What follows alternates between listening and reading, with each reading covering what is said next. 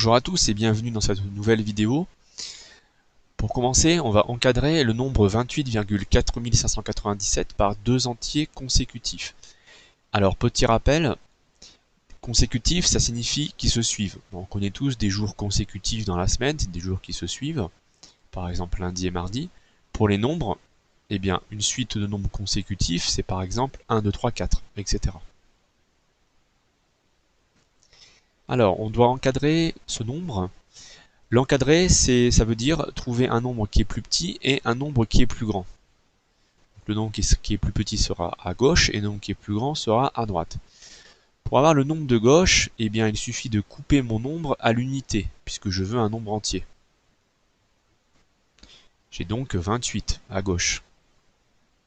C'est un nombre qui est plus petit. Pour avoir le nombre qui se situe à droite, il faut ajouter plus 1 au chiffre des unités. C'est donc 29. Voilà, notre encadrement à l'unité est terminé. 28 et 29, ce sont des valeurs approchées de mon nombre à l'unité près. On distingue deux types de valeurs approchées. La valeur approchée par excès, puisqu'elle est plus grande, donc elle est en excès, et la valeur approchée par défaut, puisqu'elle est plus petite.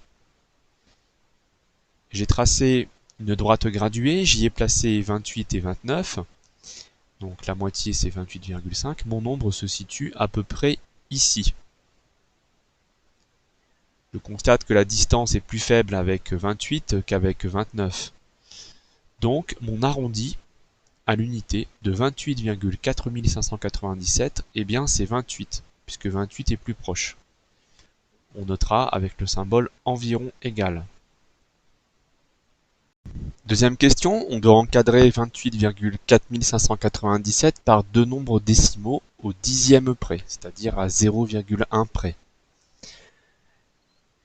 Alors, on écrit notre nombre et on va devoir lui trouver un nombre qui est plus petit et un nombre qui est plus grand.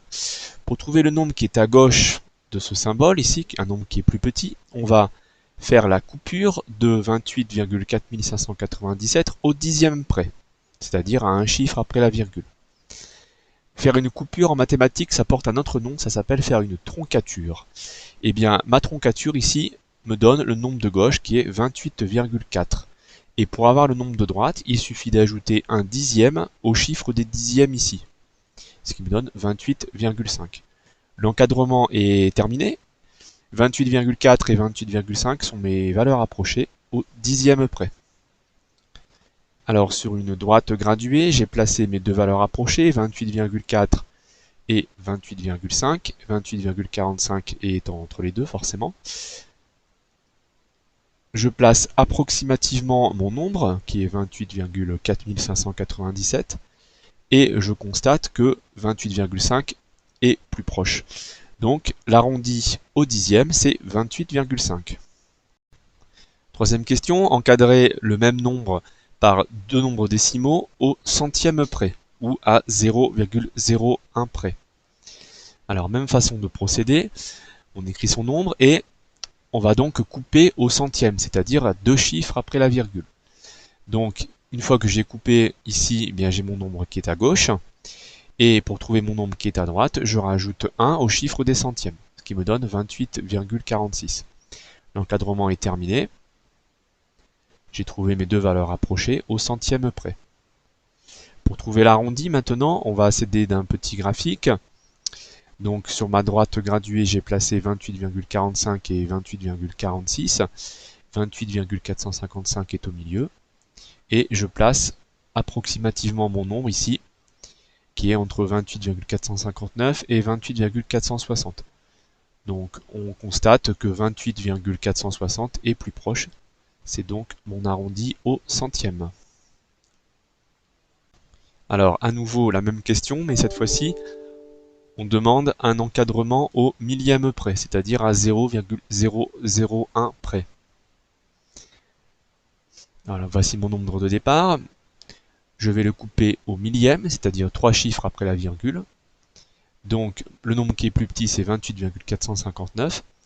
Et je dois rajouter 1 au chiffre des millièmes. Alors là, attention, ça va donner 28,460. Voilà, j'ai trouvé mes deux valeurs approchées au millième près. Il y a toujours la valeur approchée par défaut et celle par excès. Alors, le petit graphique qui est très intéressant puisque je vais pouvoir cette fois-ci placer précisément mon nombre, qui se trouve ici. Ici, nous avons 28,4596 et donc mon nombre qui est ici. Je constate que 28,460 est plus proche, donc 28,4597 a comme arrondi 28,46 au millième. Pour terminer, on va avoir une méthode pour arrondir un nombre directement et on n'oubliera pas d'utiliser ce symbole là qui veut dire environ égal et après on mettra l'arrondi.